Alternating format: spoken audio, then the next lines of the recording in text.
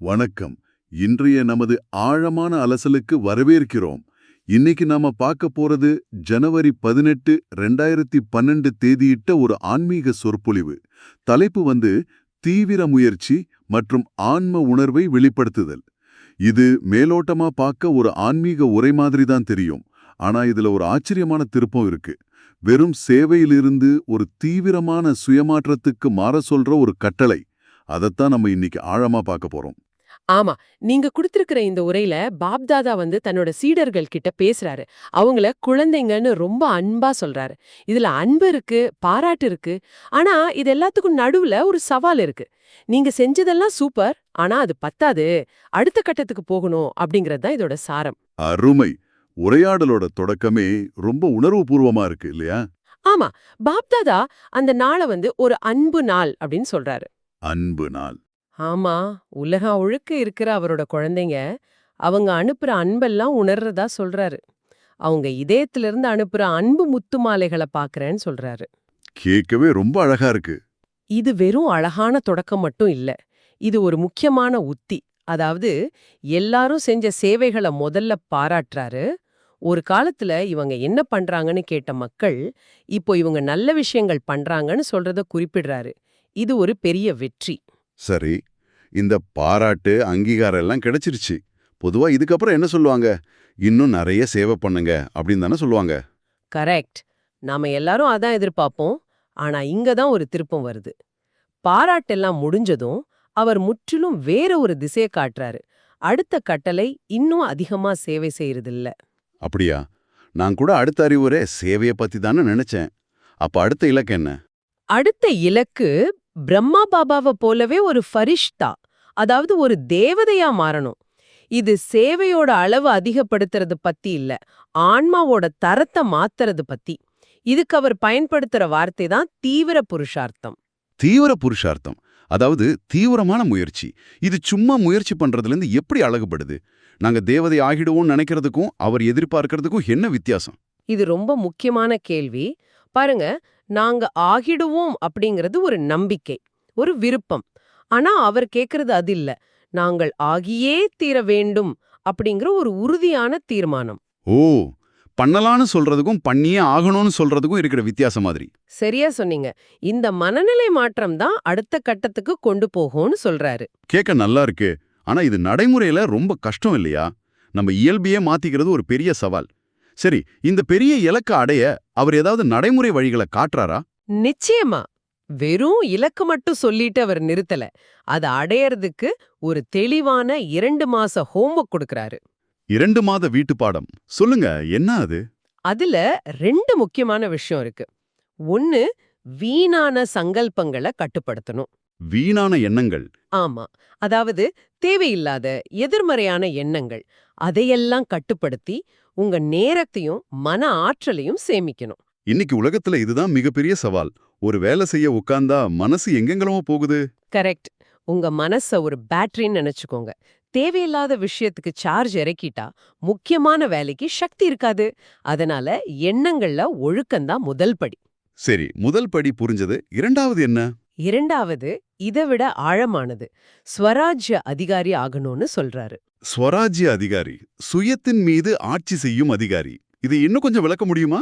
இத இப்படி யோசிச்சு பாருங்க. நம்ம உடம்பும் மனசும் ஒரு பெரிய கம்பெனி மாதிரி. அதுல எண்ணங்கள், உணர்ச்சிகள், புலன்கள் எல்லாம் ஊழியர்கள். நீங்க அந்த கம்பெனியோட சிஇஓவா இருக்கணுமா, இல்ல அந்த ஊழியர்கள் சொல்றத கேட்டு ஆடுற ஒரு மேனேஜரா இருக்கணுமா? சிஇஓவா தான் இருக்கணும். அவரும் அதான் சொல்றாரு. உங்க கண்கள் என்ன பார்க்கணும், காதுகள் என்ன கேட்கணும்னு நீங்க தீர்மானிக்கணும். சூழ்நிலைகள் தீர்மானிக்க கூடாது. இதுதான் உண்மையான சுயராஜ்யம். இது ரொம்ப சக்தி வாய்ந்த ஒரு உருவகம். ஆனா ஒரு நிமிஷம், இந்த வீட்டு பாடம் எல்லாம் சுய முன்னேற்ற பயிற்சி மாதிரி தெரியுது. இது எப்படி சேவையோட இணையுது? அருமையான கேள்வி. இங்கதான் பாப்தாதா ஒரு ஆச்சரியமான விஷயத்த சொல்றாரு. இந்த சுய கட்டுப்பாடுங்கிறது வெறும் தனிப்பட்ட ஒழுக்க இல்ல. இது மானசா சேவை அப்படிங்கிற ஒரு உயர்நிலை சேவைக்கான தயாரிப்பு. மானச சேவையா? மனசால சேவை செய்யறதா? அது எப்படின்னு புரியலையே. உங்க மனச ஒரு சக்தி வாய்ந்த ரேடியோ டிரான்ஸ்மிட்டர் மாதிரி கற்பனை பண்ணிக்கோங்க. நீங்க அமைதியா சக்தி வாய்ந்த எண்ணங்களோட இருந்தா அந்த நல்ல அதிர்வுகள் உங்களை சுத்தி இருக்கிறவங்களுக்கு அமைதிய கொடுக்கும். ஆனா உங்க மனசுல தேவையில்லாத எண்ணங்கள்ங்கிற இரைச்சல் அதிகமாயிருந்தா உங்களால எந்த ஒரு தெளிவான செய்தியும் அனுப்ப முடியாது. ஓ, இப்ப புரியுது. மனச ஒரு சக்தி வாய்ந்த கருவியா மாற்ற பயிற்சி தான் இது. ஆமா, அதனாலதான் மஞ்சித் ஜெகஜீத் அப்படிங்கிற தத்துவத்தை சொல்றாரு. மனதை வென்றவன் உலகை வென்றவன். கரெக்ட். தனிப்பட்ட பயிற்சி ஒரு பெரிய உலகளாவிய நோக்கத்தோடு இங்க இணைக்கப்படுது. சரி, இந்த பொதுவான அறிவுரைகளுக்கு பிறகு அவர் சில குறிப்பிட்ட குழுக்களை பத்தி பேசுறாரு இல்லையா? அது ரொம்ப சுவாரஸ்யமா இருக்கு. ஆமா, இதுதான் ஒரு நல்ல தலைவரோட குணம். முதல்ல புதுசா வந்தவங்கள பத்தி பேசுறாரு, அவங்கள அன்போட வரவேற்கிறாரு. ஆனா அதே சமயம் நீங்க தாமதமா வந்திருக்கீங்க, அதனால இழந்த நேரத்தை ஈடு செய்ய வேகமா ஓடணும்னு ஒரு அவசர உணர்வையும் ஊட்டுறாரு. வரவேற்பும் இருக்கு, ஒரு எச்சரிக்கையும் இருக்கு. அடுத்து இந்தூர் மண்டலத்தை பத்தி என்ன சொல்றாரு? அவங்களோட தொடர்புகளை பாராட்டுறாரு. ஆனா அதோட நிறுத்தல. அந்த தொடர்புகளை வெறும் ஆதரவாளர்களா மட்டும் வச்சுக்காதீங்க, அவங்கள உங்க ஆன்மீக குடும்பத்தோட வாரிசுகளா மாத்துங்கன்னு ஒரு சவால் விடுறாரு. அதாவது பார்வையாளர்களை பங்கேற்பாளர்களா மாத்தணும். ஆமா, ஒரு நிகழ்ச்சிக்கு வர்றவங்க வேற, அந்த லட்சியத்தையே ஏத்துக்கிறவங்க வேற. அடுத்து இரட்டை வெளிநாட்டினரை பத்தி பேசுறாரு. அவங்கள யட்னத்தின் அலங்காரம்னு சொல்றாரு. யஜ்ஞத்தின் அலங்காரம், இது ஒரு பெரிய பட்டம். ஏன் அவங்களுக்கு அவ்வளவு முக்கியத்துவம்? ஏன்னா வெளிநாடுகள்ல இருந்து வந்து ஒரு புது கலாச்சாரத்தை ஏத்துக்கிறதுக்கு ரொம்ப தைரியம் வேணும். அவங்களோட அந்த வேகத்தையும் உற்சாகத்தையும் அவர் பாராட்டுறாரு. அதனால அவங்களுக்கு இரட்டை புருஷார்த்திகள்னு பட்டமும் கொடுக்கறாரு. கடைசியா ஆசிரியர்கள், இது எனக்கு ரொம்ப பிடிச்சிருந்தது. உங்க முகபாவனைகள் உங்க எதிர்காலத்தை வெளிப்படுத்தணும்னு சொல்றாரு. ரொம்ப ஆழமான கருத்து அது. ஒரு ஆசிரியரோட வேலை பாடம் நடத்துறதோட முடியறதில்ல. அவங்க முகம், அவங்க நடத்தை, அவங்க இருப்பு எல்லாமே ஒரு செய்திதான். உங்க முகம் ஒரு சேவை செய்யணும்னு சொல்றாரு. நீங்க சொல்றத பார்த்தா அவர் ஒவ்வொரு குழுவையும் பாராட்டுறாரு, ஆனா மெதுவா அடுத்த கட்டத்துக்கு தள்ளுறாரு. ஆமா, இது வெறும் பாராட்டு இல்ல, இது ஒரு உந்துதல். அப்போ இந்த உரையின் ஒட்டுமொத்த சாராம்சம் என்ன? அன்பு, சேவை, பாராட்டு, சவால், இதை எல்லாத்தையும் எப்படி ஒண்ணா இணைக்கிறது? உரையின் கடைசியில அவர் எல்லாத்தையும் ஒரு புள்ளிக்கு கொண்டு வராரு.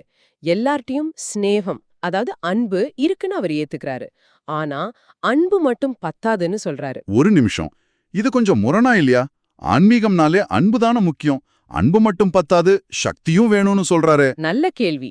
இங்க சக்திங்கிறது அதிகாரத்தை குறிக்கல, அது ஆன்மீக சக்தியை குறிக்குது. அதாவது சவால்களை சந்திக்கிற தைரியம், தீய எண்ணங்களை ஜெயிக்கிற வலிமை. ஓ, மன உறுதி மாதிரி. கரெக்ட். அன்பு ஒரு பூ மாதிரி இருந்தா இந்த சக்தி அந்த பூவை தாங்கி பிடிக்கிற தண்டு மாதிரி. தண்டு இல்லனா பூ காத்துல சாஞ்சிடும். அன்பு மற்றும் சக்தியின் கலவை. புரியுது. இந்த ஆன்மீக சக்தியை எப்படி உருவாக்குறது? அதுக்கும் வழி சொல்றாரு. அதிகாலை தியானம், அதாவது அமிர்த வேளை, அத ரொம்ப சக்தி வாய்ந்ததா மாத்தலும்னு சொல்றாரு. கடைசியா இந்த உரையின் மையச் செய்திய ஒரே வரியில சொல்றாரு. என்னது? புருஷார்த்தம் என்ற சொல்லுக்கு முன் தீவிர என்ற வார்த்தையை சேருங்கள். ஆக சுருக்கமா சொன்னா, இந்த உரையாடல் அன்புங்கிற கொண்டாட்டத்துல ஆரம்பிச்சு தீவிரமான தனிப்பட்ட மாற்றத்துக்கான ஒரு கட்டணைக்கு போகுது. வெறும் சேவையாளருங்கிற நிலையிலிருந்து தன்னைத்தானே ஆளும் ஒரு சக்தி வாய்ந்த ஆன்மாவா மாறணும். இதுதான் செய்தி. மிகச் சரியா சொன்னீங்க. இந்த உரை நம்ம எல்லாருக்கும் ஒரு முக்கியமான சிந்தனையை விட்டுட்டு போகுது. உரையின் ஒரு இடத்துல, காலம் நெருக்கடியாகும்போது உங்க வார்த்தைகள் கூட தேவைப்படாது, உங்க முகமும் நடத்தையும் தான் முதன்மையான சேவையா மாறும் அப்படின்னு சொல்லப்பட்டிருக்கு. முகமும் நடத்தையும் சேவையா மாறும்.